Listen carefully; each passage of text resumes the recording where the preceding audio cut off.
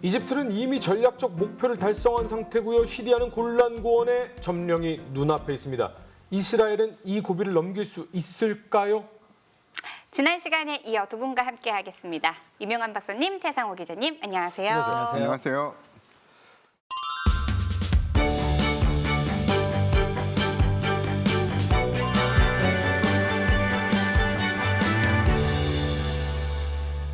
시리아군도 곧 승리가 눈앞에 있는 것 같습니다. 정말 승리가 눈앞에 있었다는 말 그대로 눈앞에 있었습니다. 네. 남부전선 같은 경우는 이스라엘군 여단장이 전사하고 사령부가 함락되고 그리고 그 남쪽의 통로인데 이게 골란고원이라는 게 이렇게 됐잖아요. 그러니까 이스라엘군이 여기를 지키고 있으면 시리아군이 이렇게 올라온단 말이에요. 네. 그럼 시리아군이 넘어와서 여기를 지키고 있으면 이스라엘군이 올라와야 돼요. 그렇죠. 근데 기본적으로 수에서 압도적인 네. 부대가 위에서 지키고 있으면 밑에서 올라오는 부대가 어떻게 이기겠냐고요. 힘들죠.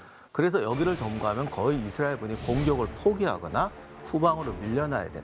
심하게 말하는 사람들은 그렇게도 집결해서 내려갔으면 저기 이스라엘 내지까지도 들어갈 수 있다. 이렇게 말할 정도로 고지를 점령하게 됩니다. 그리고 이 상태로 만약에 휴전 협정이 이루어지게 되면 나중에 이스라엘은 언제든 공격받을 위협을 그렇죠. 골란고원을 이때 빼앗겼으면 그리고 시리아가 여기를 요새화하면은 아무리 이스라엘군 전력이라도 다시 찾기 힘들었어요. 그래서 최소한 골란고원은 완전히 확보할 수 있는 상황이었죠. 근데 여기서 두 가지 사건이 터져요. 네. 이렇게 돌파는 중심으로 하는 거잖아요. 긴 방어선에 이렇게 돌파를 합니다. 네. 돌파를 했는데 점점 점점 이스라엘군 방어 기지가 있단 말이에요. 네.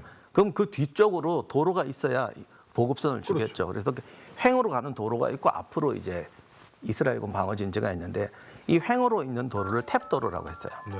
근데 이제 뚫리니까 여기로 시리아군들이 막 들어온 거예요. 네. 그러면 이 탭도로를 장악하면 전방에 남아있는 몇 개 부대는 그건 전투 포기해야 되거든요. 후방이 뚫린 거죠. 그렇죠. 네. 그래서 원래 중심 돌파라는 게 모든 방어선을 다 격파하는 게 아니고 어딘지 뚫어서 뒤를 끊으면 끝나는 건데 이집트와 마찬가지로 여기는 도로망이 뻔하기 때문에 도로만 장악하면 그냥 끝나는 거예요. 네. 그래서 시리아군이 들어왔는데 시리아군이 이때 물량 공세할 수 있는 탱커 전술밖에 익히지는 못했어요. 그러니까 워낙 수가 압도적이니까 뭉쳐서 그냥 인해 전술로 돌격하는 거죠. 그 훈련만 열심히 했습니다. 그 다음에 이겨본 적이 없어 그런지 이긴 다음에 조치가 전혀 없었어요. 그러니까 막상 돌파는 했는데 돌파한 부대가 우왕좌왕하는 거예요. 뭐 다음을 할 줄을 모르고 그렇게 우왕좌왕하니까 시리아 본부에서 어떻게 했냐면 어떻게 했을 것 같습니까? 일단 멈춰. 그리고 이쪽으로 모여. 이렇게 함으로써 그 장악할 수 있던 절호의 길을 놓쳐버리게 돼요. 야, 앞에 있는 애들 이리 와. 그래서 뒤로 다시 모여요. 네, 그래서 근데 사실 이 타이밍이 중요한데요. 네, 그리고 가장 완벽했던 지역에서 오히려 부대를 빼서 안 좋은 쪽으로 보내버립니다. 그리고 여기서 이제 이스라엘군의 영웅이 등장하게 되는데 당시 21살이었던 치바키 중위가 전차 2세대를 거느리고 이 탭도로를 종행으로 넘어서 유령 전투를 벌입니다. 그러니까 뭐 무전으로 뭐 중대 규모로 오는 것처럼 며칠간을 누비면서 이제 게릴라전으로 시리아군 전타를 격파하는데 이게 뭐 말로는 100대라는 설도 있는데 100대는 아닌 것 같고 본인도 거의 정신없이 싸웠기 때문에 네. 몇 대를 격파했는지 모릅니다. 보이는 족적 공격을 하면서 다녔다. 그렇죠. 근데 이제 중요한 거는 시리아군이 그 바람에 탭도로가 완전히 비었다는 걸 몰랐던 거예요. 그러다 보니까 뭔가 이게 이상하잖아요. 이럴 때 훈련 안 된 부대가 하는 게 늘 그거예요. 멈춰. 정비해. 이렇게 하면 안 되거든요. 가장 큰 문제점은 그리고 두 군의 차이점은 바로 이겁니다. 한 부대는 임무 중심형 부대였어요. 즉 사령관이 명령을 내리잖아요. 그러니까 이스라엘군의 예를 들어보면 여단장이 이 명령을 내려도 단위 전차장이 보고 현장이 그렇지 않습니다. 우리는 이걸 해야 됩니다라고 이야기를 하면 그게 통하는 경우가 굉장히 많았습니다. 근데 반대로 시리아군 같은 경우에는 현장의 지휘관이 결정을 못 내려요. 혹은 좋은 결정을 내려도 총사령부에서 아니야, 모여. 그러면 분명히 내가 눈으로 보고 있는데도 그 상황을 포기해야 되는 거예요. 단위부대 지휘관들은. 아니 중대가 아니라 지금 한 두세 대밖에 없다니까요. 저희 아무리 쟤네가 잘 싸워도 지금 한 50대 있는데 쟤네랑 붙으면 우리가 이겨요. 아야 시끄러워. 지금 분명히 무전으로 중대 규모라고 했어. 그러니까 일단 돌아와봐. 이러니까 탭도로를 점령할 수 있는 그 절호 찬스를 놓치고 뒤로 모이게 된 거예요. 그리고 시리아군하고 이스라엘군의 이제 결정적인 차이가 이건 정말 중요한 교훈인데 권위주의적인 국가가 제일 큰 문제는 야전형, 실전형 장군을 항상 뒤로 뺀다는 거예요. 그래서 두 가지 이유가 있어요. 일단 말을 안 들어. 그러니까 항상 행정적인 장교를 전투에 밀어넣어요. 그리고 이거 뭔가 좀 싸움 잘하는 그 거친 애들은 꼭 쿠데타할 것 같아요. 말을 안 들으면 반항할 것 같고 군대가 반항하면 쿠데타 할 거잖아요. 그러니까 시리아도 정치가 불안정한 나라고 그 장교 숙청이 계속 있습니다. 전쟁 중에도 있어요. 그러니까 가장 믿을만한 다시 말하면 싸움 못하는 애들을 내보내는 거예요. 그러니까 상황이 복잡해지고 멈춰 이러는 거예요. 근데 이스라엘군은 진짜 무서운 게 아까 임무형 전술 말씀하셨는데 또 하나의 임무형 전술이 있어요. 지금 이 욤키프르 전쟁도 정말 며칠 동안 일어난 일이거든요. 그런데 갑자기 막 10배 적이 쳐들어오고 전선이 터지면 아무리 뛰어난 지휘관이라도 공황 상태가 생길 수밖에 없습니다. 그 다른 나라 전쟁 같으면 2, 3일 공황에 빠지는 거는 그 누구나 그런 거예요. 근데 이스라엘은 하루면 나라가 망할 수도 있어요. 하루 또는 1시간, 2시간 좀 헤매잖아요. 그러면 바로 지휘관 파견해요. 그러면 또 이 사람이 가서 너 나가 이러는 게 아니에요.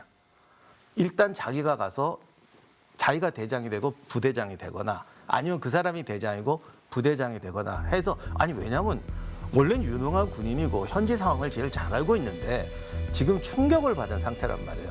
그래서 옆에서 도와줍니다. 근데 이런 걸 진짜 잘해요. 그러니까 그런 것들은 실전과 실전 그리고 이제 이스라엘군은 이런 걸 또 대비해서 세상 어느 나라나 병과 이동은 없습니다. 공병이 기갑부대 가고 기갑 공병 가고 이런 거 안 하는데 이걸 많이 해요.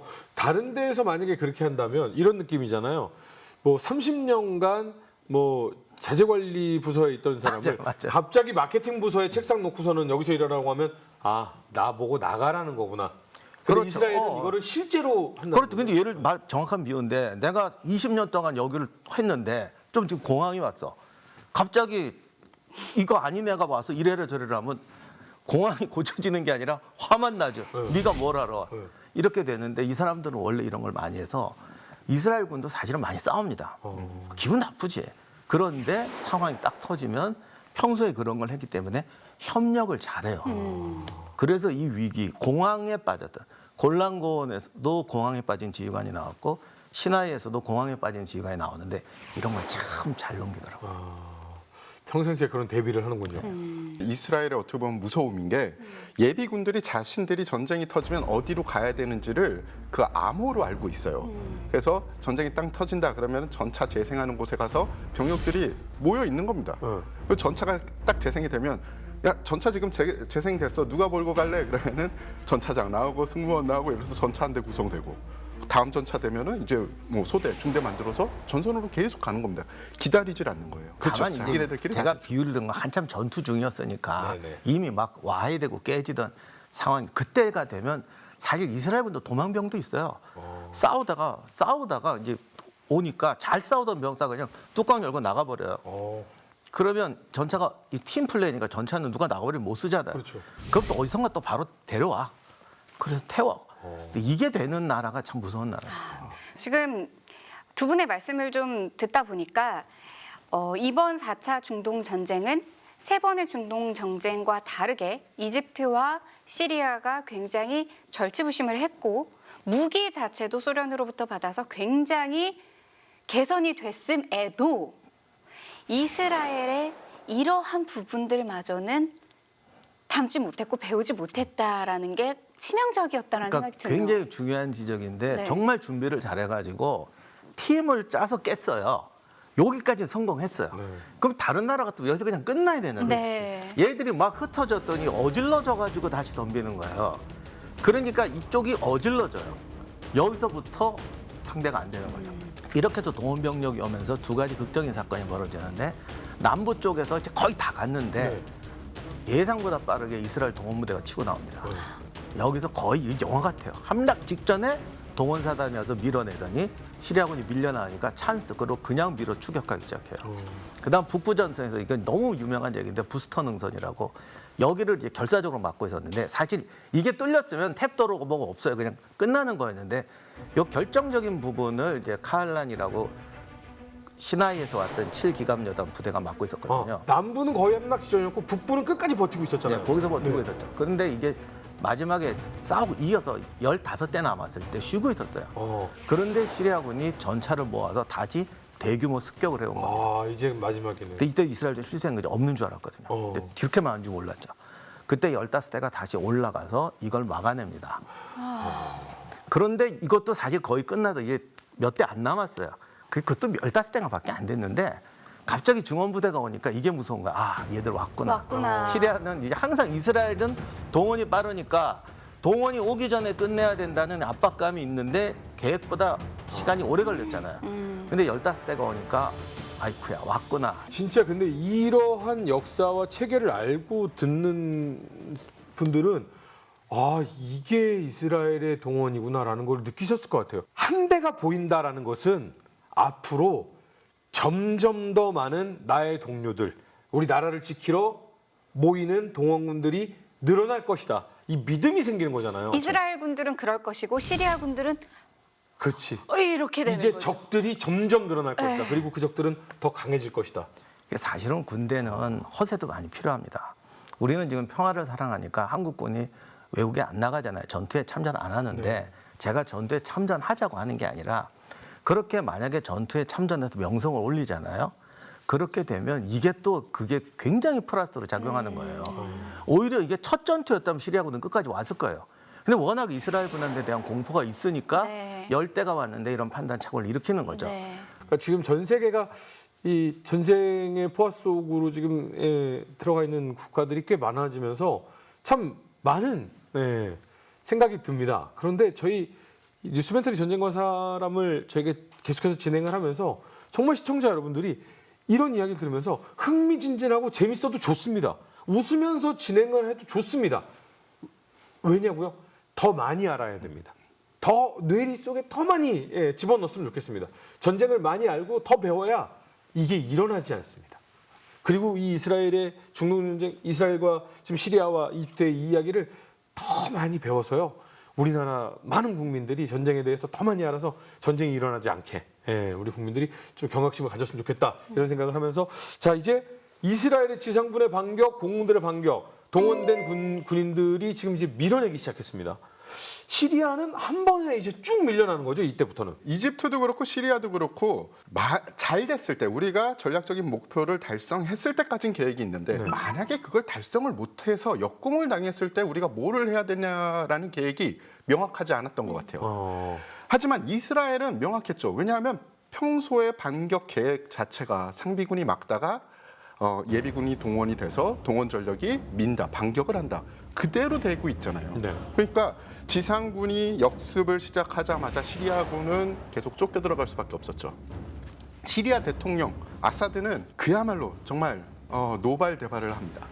이거는 우리가 그동안 준비를 다 시켜줘서 군에다가 다 떠먹여줬는데 군이 못한 거다라고 이야기를 하죠. 근데 그게 사실일까요? 아닐 거예요. 제일 잘못한 사람을 찾으려면 원래는 아사드 대통령이 제일 잘못했을 겁니다. 그런데 만약에 그 사람이 잘못을 인정하면 그 사람이 죄인이 되어야 되잖아요. 그렇죠. 역사에. 그래서 어떻게 하느냐. 장군들, 패전한 장군들을 희생양으로 삼습니다. 몇 명은 숙청을 하고요. 몇 명은 그 자리에서 처형을 시켜요. 아이고야. 심지어 어떤 고위 지휘관이 있었냐 하면은 정말 명예도 있고 그리고 전투도 좀 잘했던 장군인데 갑자기 체포한다. 그리고 너를 처단하겠다라고 하니까 기회를 달라. 내가 권총으로 직접 자결하겠다. 그래서 대통령 보는 앞에서 권총으로 자살합니다. 아이고야. 자, 근데 아직 전쟁 중이잖아요. 그렇죠. 그 고위 지휘관들을 이렇게 밀어붙이는데 이 전쟁이 잘 돌아갈 리가 없겠죠. 네. 그런데 아사드 대통령은 여기서 끝난 거 아니에요. 아니 이집트 니네 뭐 하고 있어? 우리가 이렇게 어려움을 당하면 이집트 니네들이 그 수에즈 동만에서 그냥 틀어박혀 있는 게 아니라 니네가 공격을 하면 이스라엘 병력들이 니네를 치느라고 우리가 좀 여유가 생길 거 아니야?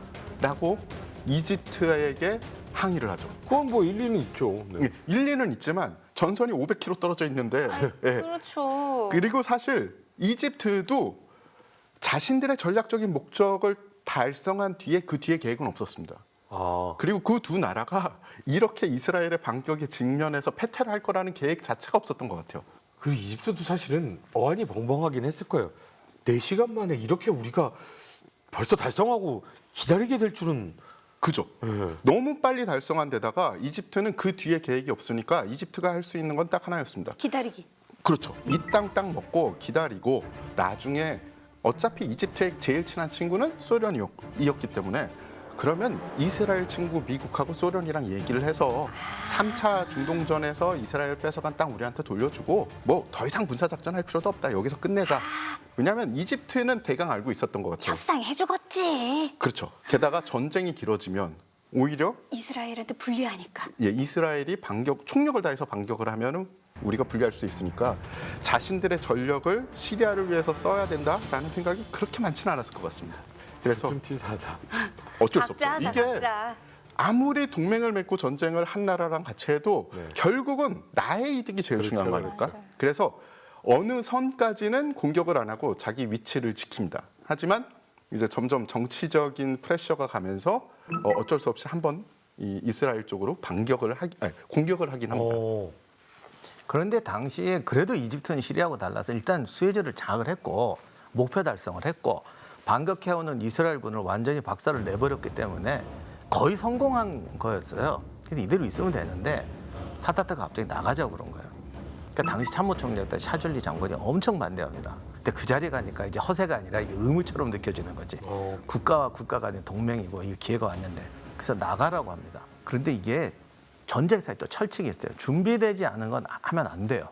그때 이스라엘 동원 사단도 거의 괴멸 상태였어요. 그래서 거의 자신감은 없는데 이스라엘군의 후퇴는 없다. 이러다가 드디어 후퇴 명령까지 내립니다. 사진 사단장이. 그때 동원 사단이 2개였는데 아딘 장군의 사단에서는 거의 후퇴 명령을 내립니다. 그러면서 그분도 1차 중동전 때부터 소년병으로 참전한 병사였거든요. 후퇴 명령까지 냈던가 내려고 직전까지 가면서 정말 비감했대요. 1, 2, 3차 그렇게 이겼어. 아, 내가 평생을 싸워서 후퇴 명령을 하는 최초의 사단장이 되는구나. 이러고 있는데 갑자기 여단장들이 보고가 들어옵니다. 왠지 할 수 있을 것 같다. 여기 어떻게 된 거냐면 그동안 공세로 나갈 때는 계속 박살이 났어요. 근데 이제 이집트군이 공세로 나오는 거예요. 처음에는 뭐 전차가 많으니까 우리가 끝났구나 싶었는데 갑자기 얘들이 공격으로 나와서 붙다 보니까 할만해. 올해 할만하네 이렇게 되나. 그래서 그 대단하긴 하지. 당시에 거의 3분의 1도 안 남아 있었는데 여단장들이 해보겠다고 그래요. 할 수 있을 것 같다. 여기서 또 하나의 변수가 있었죠. 네. 왜냐? 공세로 전환한과 동시에 이 이집트군은 뭐를 잃어버렸느냐? 방공망. 10에서 15km에 제한된 방공망에서 벗어날 수밖에 없었죠. 그러네요. 딱 벗어난과 동시에 이스라엘 공군은 이제 먹이를 찾은 사냥꾼이 되는 겁니다. 그러네. 그래서 전차도 이스라엘 전차의 장점 중에 하나는 장거리 사격이 월등하다. 방어를 할 때는 장거리 사격과 명중률을 가지고 있으면 전차전에서는 우세할 수밖에 없죠. 게다가 그 전에는 없던 항공 우세까지 우리가 가져올 수 있는 겁니다. 아니 근데 그 시리아가 계속 이집트한테만 야 좀 우리한테 좀 와봐봐 할 게 아니라 사실은 요르단도 있었잖아요. 3차 중동 전쟁에서 요르단도 이스라엘에게 피해를 입은 건 매한가지인데. 맞아요. 예, 지금 이 정도 움직였으면 요르단도 이제 좀 움직일 법도 한 거 아닌가요? 그게 바로 시리아와 이집트가 기다리던 그런 상황이고요. 네. 또 다른 아랍 형제 국가들도 이 정도 되면은 요르단도 해야지. 저 두 나라가 아랍의 이 명예를 걸고 싸우고 있는데 요르단은 도대체 뭐하지라는 생각을 했었어요. 네. 그런데 요르단은 개전하기 전부터 이스라엘과 시리아, 이집트 사이를 오가면서 간을 보고 있었습니다. 심지어 국왕인 후세인이 전쟁이 개시될 것이다라는 정보도 전쟁 전에 건네줬고요, 이스라엘에. 전쟁이 진행되는 동안도 야 이거 뭔가 안 하면 좀 욕을 먹을 것 같은데 뛰어들자니 이스라엘하고 붙어가지고 확실하게 이긴다는 답이 없어. 어떡하지 망설이고 있었고요. 이스라엘도 이거를 명확히 알고 있었어요. 그래서 이스라엘은 요르단이 또 하나의 전선을 열어서 전선이 세 개가 되는 걸 방지를 해야 됐죠. 네. 그러면 요르단을 때리면은 안 되겠잖아요. 그렇죠. 네. 근데 요르단한테 굉장한 교훈을 줘야 됩니다. 바로 시리아의 수도를 때리는 거예요. 아, 시리아 수도를 폭격해버려요. 맞아요. 예. 10월 9일 날 시리아의 수도 다마스쿠스에 어떤 시설이 있냐면 군 사령부 단지가 있습니다. 네. 그러니까 쉽게 얘기해서 국방부 단지가 있는 거예요. 그곳을 폭격을 합니다. 그래서 10월 9일 날 8대 팬텀기가 이륙을 해서 그중에 한 대는 기체 이상으로 돌아오고 7기가 그 구름을 앞천호를 뚫고서 시리아 그 국방부 단지 건물들을 폭격을 합니다. 그 중에는 공군 사령부도 포함되어 있었어요. 결국 이 폭격이 성공을 하면서 요르단에선 아유 안 되겠다. 우리 또 전선을 하나 펼치면 우리도 저렇게 폭격을 당하겠다. 뭐 다른 이유도 있겠지만 이 이유가 굉장히 중요한 요소가 돼서 요르단에서 또 하나의 전선을 펼치진 않고요. 그렇다고 요르단이 아예 손 놓고 놀았냐? 이건 아니에요. 눈치를 봐야 되니까 자국의 병력을 보내주긴 했어요. 왜냐하면 당시에 시리아 전선을 돕기 위해서 이라크군, 모로코군, 아랍연합에서 자국 군들을 많이 파견을 했습니다. 심지어 모로코 같은 경우에는 국민들이 수혈을 해서 저 시리아 군인들을 도와주자 이런 운동도 있었고요. 사우디랑 카타르는 병력도 일부 보냈지만 돈을 계속 지원해서 소련 무기를 계속 구입할 수 있게 해줬죠. 당시에 이스라엘 군인 다마스커스를 위협하는 게 목적이지 시리아나 다마스커스를 점령하는 것은 목표가 아니었어요. 그렇죠. 어떻게든 이쪽을 항복하게 하면 된다. 그래서 이라크군하고도 전투를 좀 하긴 하지만 결국 목표 지점까지 가요. 그렇게 되니까 사실은 시리아 전선에서 승리하게 되는 거죠. 근데 이게 전쟁의 전투만 잘하면 되는 게 아니라 상황 판단, 자신의 어떤 힘을 얼마나 적절하게 쓰느냐도 중요합니다. 그런데 이스라엘이 이렇게 요르단과 이라크와 중동연합군, 뭐 시리아까지 세게 한번 밀어낸 이유는 정말 중요한 거지 수에즈 탈환 아니겠습니까? 맞습니다. 이제 이스라엘 군은 수에즈 운하를 역도하를 해서 공격할 준비를 합니다. 네. 근데 공격을 하려면 뭐가 필요하잖아요. 공군, 공군도 필요한데 탱크. 그렇죠. 탱크도 필요하고 네. 정말 많은 물자가 필요하지 않습니까? 공공연하게 10월 14일 날 미국에서 엄청난 양의 군수 물자가 도착을 합니다. 거기에는 조금 전에 말씀하신 그 모든 게 포함되어 있어요. 전자전무기, 토대전차 미사일, 전차, 전투기, 심지어 105mm 탄약까지 다 망라가 돼 있었습니다. 그래서 그러면 여기서 궁금한 게요. 그러면 소련이 이집트에 제공한 것도 결국은 기술진하고 이런 것들을 다 돈에 플러스까지 얹어서 판 거잖아요. 제공을 했다고 하지만 이스라엘도 미국이 그러면 돈에 플러스까지 다 얹어서 제공한 거예요? 뭐 나중에 적당히 갚았겠죠. 세상에 공짜는 없으니까. 그러면 이것도 참 생각해 볼 문제네요. 그렇죠. 네. 근데 당시 이스라엘에서는 생각할 문제가 아니었어요. 그렇죠. 나라가 망하는 거니까요. 그렇죠. 나라가 망하느냐 마냐인데 돈은 나중에 갚든 말든 뭐 이자를 쳐서 갚든 간에 이걸 생각할 그런 계제는 아니었습니다. 네네. 그렇게 해서 이 물자를 가지고 이제 오퍼레이션 가젤 역도하 작전을 진행을 합니다. 그게 바로 10월 15일 동틀역에 공격을 개시를 하죠. 이스라엘 기갑전력은 사실은 처음에 공격을 했을 때는 이집트군이 방어를 하고 있었기 때문에 좀 많은 피해를 입었어요. 왜냐? 도하를 할 수 있는 지점들이 몇 곳이 안 돼 있었는데 이집트군이 그 도하 지점을 충분히 알고 있었습니다. 네. 그래서 어쩔 수 없이 많은 피해를 볼 수밖에 없었는데 당시 이집트군의 이 구성이 어떻게 돼 있었냐면 운하를 북에서 남으로 이렇게 쭉 내려온다고 보면 위쪽에는 2군, 아래에는 3군이 있었는데 2군과 3군 사이에 이 부분, 그 중간 부분이 약간 비어 있었어요. 딱 안 붙어 있었네요. 그렇죠. 네. 언제나 뭐 그렇잖아요. 전쟁사를 보면 꼭 부대와 부대 사이가 공격을 당합니다. 그리고 16일 새벽에 드디어 이스라엘 전차들이 비록 소수지만 도하 지점으로 옵니다. 물론 집중적인 도하를 할 수 있는 주요 도하 지점에서는 아직도 치열한 전투가 벌어져서 대규모 기갑사단이 넘어가지 못했어요. 하지만 그런 소수의 이제 전차 전력들이 수에즈 서안으로 넘어가게 되는 거죠. 소수라고 생각해도 골란고원 그 탭도로에서 서너 대가 시리아 전차들 그 휘짓고 다닌 거 생각해 보면 그래도 이집트 군이 여기서 사실 잘 싸웠어요. 이스라엘 군이 시리아처럼 쉽게는 못 싸우고 여기서 굉장히 치열하게 싸웠고 이집트 군이 조금만 더 조직적으로 대응했더라면 도하에 실패했을 겁니다. 그러니까 그 정도로 이때쯤 되면 이집트 군이 그래도 잘 싸웁니다. 그리고 16일 날 기가 막힌 일이 벌어집니다. 오전에 어떤 일이 있었냐면 카이로에서 사다트 대통령이 최초로 승전 퍼레이드를 합니다. 예? 예, 우리 승전했다. 반격당하고 있는데요? 예, 반격당하고 있다라는 걸 인지를 못했던 것 같아요. 아니면 계획했던 일이니까 그냥 계획대로 실행을 했다. 그런데 많은 전문가들은 인지조차 못했다라고 이야기를 합니다. 아. 그래서 심지어 국영 TV에 나와서 어떤 식으로 발언을 했냐 하면 우리는 전략적인 목표를 달성을 했고 이스라엘이 그 시나이 반도에서 물러나지 않는 한 우리는 평화협정에 응해줄 마음이 없어라고 이야기를 합니다. 김칫국을 거하게 마신 거죠. 네. 자, 16일 오후가 돼서 이 골담 메이어 수상은, 그러니까 이스라엘 수상은 자신들의 병력들이 소수긴 하지만 전차 세력까지 서안으로 넘어간 걸 완전히 확인을 하고 다시 국영방송에서 방송을 합니다. 네. 우리 병력들이 넘어갔다. 그러니까 지금 완전히 다른 이야기가 나온 거죠. 네. 그래서 여기서 또다시 전술적 주도권이 있는데 사실은 이집트가 수에즈를 철저하게 방어하고 이스라엘이 장기전으로 가면 버틸 수가 없어요. 네. 이미 이 공격 물자도 미군이 준 거고요. 이스라엘 경제는 지금보다 훨씬 낮았습니다. 그런 상황이기 때문에 장기전으로 가면 질 수밖에 없는 상황이었죠. 그러다 보니까 이스라엘 군에서도 사실 굉장한 위험을 각오하고 수에즈 도하를 하는 거예요.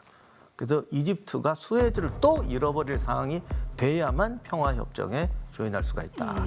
이런 게 이제 중동전에서 나타난 특히 이스라엘 군이 보여준 어떤 전술적 교훈인데 목표를 위해서, 그러니까 내가 할 수 있는 것을 하는 게 아니라 목표를 달성하기 위해서 모든 것을 한다. 이런 게 이제 이스라엘의 무서운 점입니다.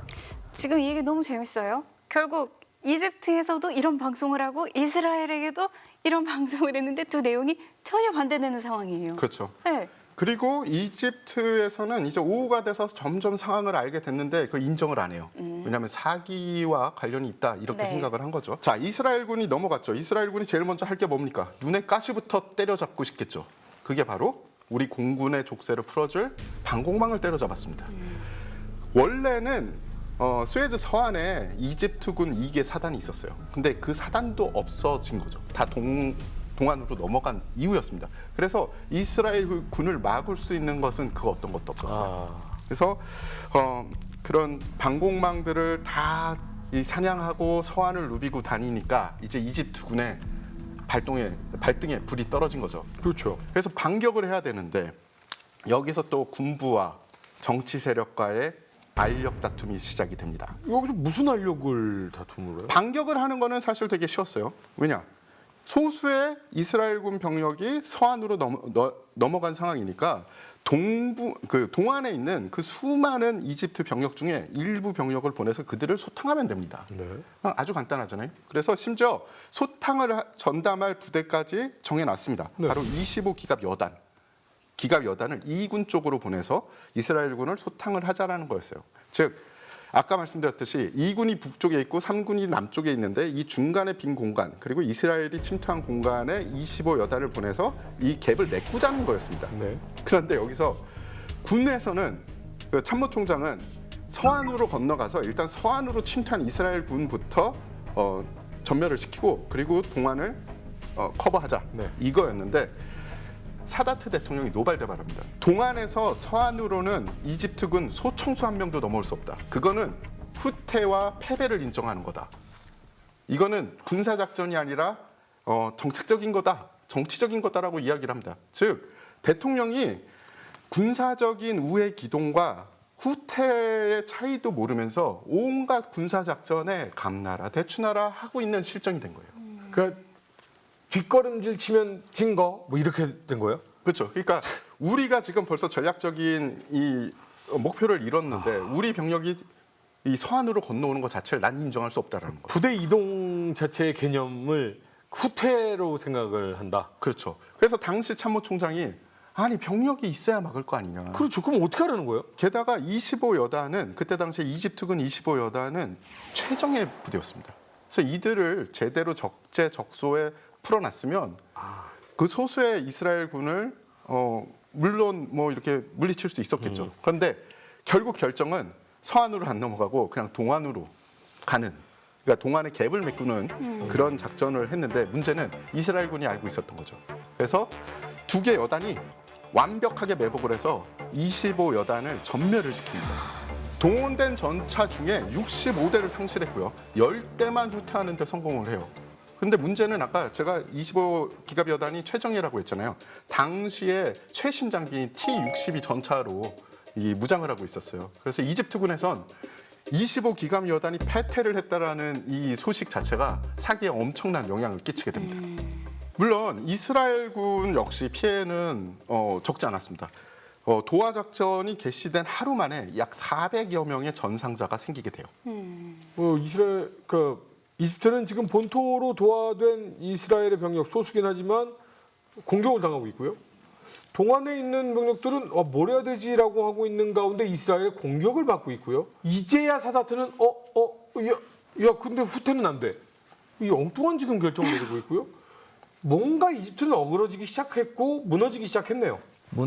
들어온 쪽으로 되고 이제 이스라엘군은 이제 계속 전차가 지원이 되고 그리고 수리 능력이 또 큰 차이가 납니다. 그러니까 처음에 20대 남았는데 한 며칠 지나면 부서진 전차의 3분의 1을 수리를 해요.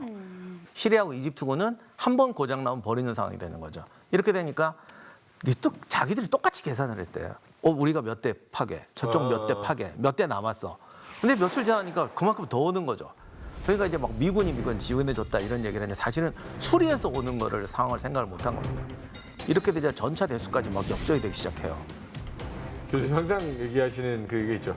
인간은 자기 수준에서 바라보기 때문에 고친다는 건 상상을 할 수 없었다. 근데 지금 생각해보면 어떻게 그런 것도 계산을 못하는지. 그러니까 이걸 제가 이집트를 비난하려고 하는 게 아니라 이런 일이 벌어진다는 거예요, 정말로. 네. 근접해서 수십 년을 싸우고 있는데 상대방의 능력에 대해서 특정 부분밖에 못 본다는 거죠. 아무튼 이렇게 돼서 이게 더 공황을 가져옵니다. 미국이 어마어마한 지원을 해주는구나. 이렇게 되면 이제 앞에 절벽에 놓이는 게 되잖아요. 이러면 이제 슬슬 우리 협상할래? 뭐 이런 생각도 들지 않을까요? 그래도 꽤 단호하게 버텼어요. 그죠. 예, 왜냐하면 전략적 목적은 달성을 했고 그곳엔 아직 우리 병력들이 지키고 있으니까. 근데 본진이 털리고 있는 상황인 겁니다. 무려 3개 사단 600여 대의 전차가 도하에 성공을 해요. 그러니까 이스라엘이 이제는 파죽지세로 이집트로 진입을 할 수 있는 그런 상황이 전개가 된 거죠. 네. 그런데 이스라엘은 사실은 이스라엘도 카이로를 먹어버리겠어 이런 게 아니었어요. 목적 자체가 이집트군의 2군과 3군을 완전히 포위를 하자. 네. 그리고 카이로 쪽으로 진격을 좀 해서 겁을 살짝 주고. 겁을 살짝 주고 우리가 나중에 평화 회담에서 좀 우위를 달성하자. 이게 이스라엘군의 목적이었습니다. 이스라엘은 4번의 중동전 동안 항상 가지고 있는 교훈이 있습니다. 어차피 이건 전쟁으로 승부나지 않는다. 결국은 유엔이 개입할 거고 어떤 형태로든지 이거 중재가 돼서 끝난다, 전쟁은. 그런데 그때에 어떤 것을 가져오느냐가 중요한 것이다라는 게 이스라엘 생각이고, 사실 이스라엘이 지금 시나이 반도도 지배를 못하는데 카이로를 점령한들 다마스커스를 점령한들 어떡하겠어요. 네. 그래서 이걸 염두에 두고 늘 움직여요. 그러니까 시나이 반도가 이 지도상으로 보면 상당히 크더라고요. 그죠. 야, 이렇게 큰 땅을 이스라엘 먹었어? 근데 그쪽 지리 연구하시는 분한테 들으니까 정말 아무짝에도 쓸모없는 땅이라고, 아무짝에도 쓸모없는 땅이라고 그러더라고요. 근데 이스라엘한테는 전략적으로 굉장히 중요합니다. 그러니까 방어 라인의 어떤 의미. 아니, 너무너무 중요하죠. 왜냐하면 이스라엘 국경에서 전쟁을 벌어지면 이스라엘은 정말 일개 대대만 사고를 쳐도 나라가 망할 수가 있어요. 네. 그러니까 이게 나중에 이제 협상이 일어났을 때 어떻게든 우위를 좀 더 점하기 위해서 서로 이제 고군분투를 하는데, 결국에 지금 살짝 봤을 때 이스라엘이 좀 더 좋은 쪽으로 가고 있는 그런 느낌이 들거든요. 그렇죠. 결국에는 이렇게 해서 휴전을 할 것 같지는 않고 유엔이 나서게 되는 건가요? 근데 이 4차 중동전은 이스라엘에게도 충격을 줍니다. 승리한 것 같지만 역대급 희생이 나게 돼요. 더욱이 예를 들면 장교나 병사들은 초급 장교나 어린 병사들이 많이 전사하게 되잖아요. 이게 보니까 1, 3차 중동전에서 싸웠던 사람들의 아들들이에요. 그러니 우리가 피땀 흘려 싸웠던 나라가 후손들을 행복하게 살자고 한 건데 그 결과로 내 아들과 조카들이 전사하는 거예요. 이스라엘 유명한 장군들 중에 아들, 조카 전사하지 않은 집이 없습니다. 이렇게 되니까 이스라엘도 이런 식으로 싸우다가는 우리가 공멸하겠다는 생각을 하게 되는 겁니다. 그래서 아무리 압도적인 전력을 갖고 있다고 하더라도 어느 정도 평화가 필요하다. 이렇게 돼서 이스라엘은 이스라엘대로 이집트와의 화해를 추구하게 됩니다. 유엔도 나서고 이제 미국과 소련이 물밑에서 움직이기 시작합니다. 특히 국무장관이었죠. 헨리 키신저 장관이 이제 텔아비브를 가게 돼요. 10월 22일 날 가게 되는데 그러면서 사실은 이제 평화협정을 해야 되는데 이스라엘에서는 어떻게 받아들였냐면 키신저 장관이 왔다는 거는 평화회담이 이제 목전에 있으니까 빨리 우리가 더 유리한 고지를 차지하자. 군사작전을 더 활발하게 펼쳐요. 희한하게. 그게 저희도 그랬었잖아요. 그렇죠. 6.25 전쟁 때도 보면 그때가 가장 치열했잖아요. 맞습니다. 그래서 23일 날부터 치열한 교전이 벌어지면서 점점 이스라엘군은 진격을 계속하게 됩니다. 특히 수에즈 남쪽으로 병력을 보내서 수에즈 항은 물론이고 그 아래에 있는 도시까지 병력들을 계속 보냅니다. 그리고 아주 영리하게 저항이 심하면 무조건 우회했어요. 조그만 도시에서 저항하면 도시를 그러니까 이스라엘군은 도시 점령할 필요 없어. 그냥 우리가 어느 선까지 먹으면 돼. 이런 개념대로 작전을 계속 진행을 시킵니다. 자, 이렇게 되자 이 키신저 장관이 갔는데 아무 일을 못하는 것 같아. 그런데 이집트랑 시리아는 지금 약간 다급해졌잖아요. 계속 이 정도면 끝나야 되는데 그렇죠. 이스라엘군은 계속 군사작전을 하고 유리한 카드를 계속 가져가니까 그래서 형한테 도와달라고 할 수밖에 없는 거죠. 소련이요. 그렇죠. 네. 그래서 소련이 24일 날 워싱턴 시간으로 밤에 통첩을 합니다. 자꾸 이런 식으로 나오면 중동의 평화가 안 오면 우리 소련군이 직접 개입할 것이다. 어허. 그래서 워싱턴은 난리가 나죠. 그래서 데프콘 3를 발령합니다. 오. 그냥 데프콘 3만 해도 무서운데 심지어 어떻게 됐냐면은 우리 핵 전력들이 바로 핵을 출사할 수 있는 준비 태세를 갖춰라. 데프콘이 발명됐었군요. 그래서 중동의 조그마한 전쟁이 이제 세계의 핵 전쟁으로 발발할 그런 시작 전까지 오게 된 겁니다. 그런데 소련이 여기서 이제 세게 모르겠다 그러고 나갔으면은 정말 위험한 상황이네요. 어떤 일이 벌어졌을지도 몰라요. 근데 25일 날 소련이 한 발자국 물러납니다. 그치. 아 잠깐만. 그 전문가들하고 연구가들은 굉장히 많은 이야기를 하는데 가장 현실에 근접한 의견은 당시 강대국의 그 지도자들, 그러니까 소련의 지도자도 그렇고 미국의 지도자도 그렇고 결국 핵전쟁이 터지면 이스라엘, 이집트, 시리아의 문제가 아니라 우리가 죽을 수 있다. 그래서 그것까지는 하지 말자. 그렇죠. 그래서 한 발자국 물러났다고 하고요. 그래서 10월 25일 날 드디어 휴전 협정이 이루어지고요. 유엔 평화유지군이 수에즈 전역에 도착해서 임무를 수행을 하게 됩니다.